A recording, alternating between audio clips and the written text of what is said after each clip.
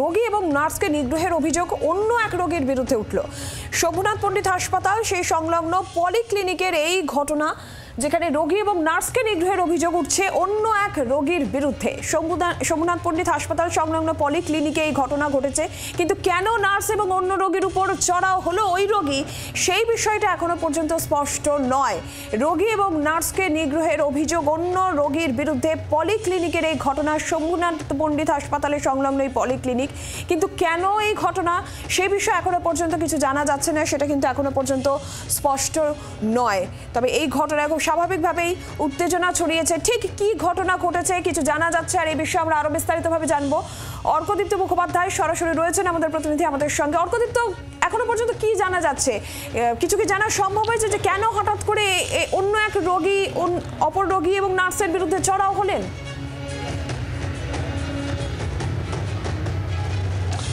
দেখো, শম্ভুনাথ পণ্ডিত সংলগ্ন বা ঠিক উল্টো দিকেই পিজি পলিক্লিনিক রয়েছে এবং সেই পিজি পলিক্লিনিকেই ঘটনাটি ঘটেছে এবং ঘটনাটি ঘটেছে কালকে মাঝরাতে সূত্রপাত, রাত্রি 1টা-1:30 নাগাদ সূত্রপাত এই ঘটনার।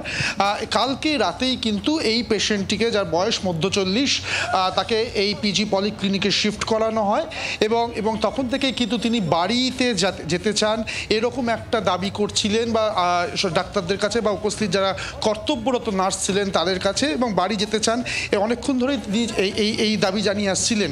কিন্তু তারপরেও তাকে বাড়ি যেতে পারবেন না সেই মুহূর্তে অবশ্যই করে হঠাৎ করে তিনি উঠে পড়েন এবং বাড়ির লোকদের খোঁজাখুঁজি শুরু করেন। কিন্তু বাড়ির লোকদের দেখতে না পেয়ে হঠাৎ করেই তিনি অন্যান্য কিছু পেশেন্টের ওপর চড়াও হন বলে জানা যাচ্ছে এবং তারপরে যখন বেশ অনেকজন মিলে, ডাক্তাররা, নার্সরা এবং যারা ওখানে ছিলেন তারা মিলে তাকে ধরে ফেলেন এবং তাকে কাম ডাউন করার যে চেষ্টা করেন। এরপরেই কিন্তু তিনি যে স্যালাইনের যে রড রয়েছে সেই স্যালাইনের রড খুলে নিয়ে হঠাৎ ঘোরাতে শুরু করেন এবং সেখানে এক গ্রুপ ডি স্টাফ তার পায়ে চোট লাগে এবং এক কর্তব্যরত নার্স তার পিঠে চোট লাগে বলে জানা যাচ্ছে।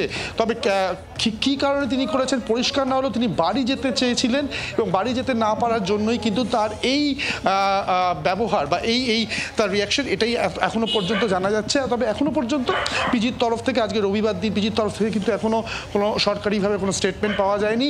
সেই পেশেন্টের এই মুহূর্তে সিটি স্ক্যানের জন্য নিয়ে যাওয়া হয়েছে, এমনটাই খবর পাওয়া যাচ্ছে।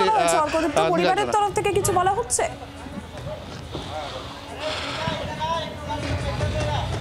এখনো পর্যন্ত পরিবারের সঙ্গে যোগাযোগ করা সম্ভব হয়নি, এখানে পরিবারের কাউকে পাওয়া যায়নি এখনো পর্যন্ত। তবে যারা অন্য পেশেন্ট তাদের বাড়ির লোকের সাথে কথা হয়েছে, বেশ কিছু প্রত্যক্ষদর্শীর সাথেও কথা হয়েছে, তারা কিন্তু জানিয়েছেন পুরো ঘটনাটি। আমি একটু চেষ্টা করবো, এখানে একজন রয়েছেন যদি তার সাথে একটু কথা বলে। দাদা, একটু এদিকে আসবেন। আপনি কালকে ওই সময় ওয়ার্ডে ছিলেন যখন আপনি যে ওয়ার্ডে ছিলেন যখন ঘটনাটা ঘটেছে? হ্যাঁ, ছিলাম। কি দেখেছিলেন? উনি ধরুন বাইরে থেকে ওয়ার্ডের মধ্যে গিয়েছিল, যাওয়ার পরে উনি ধরো যেয়ে অন্য লোককে মেরেছে, মারপিট করেছে, এতটুকু আমি শুনেছি, আমি দেখেছি, কিন্তু আমি ওখানে যাইনি, ওই ঝামেলার মধ্যে আমি যাইনি। এটা কটার সময় হয়েছিল? রাতে এত 3টে, মোটামুটি 3টের পর। 3টে।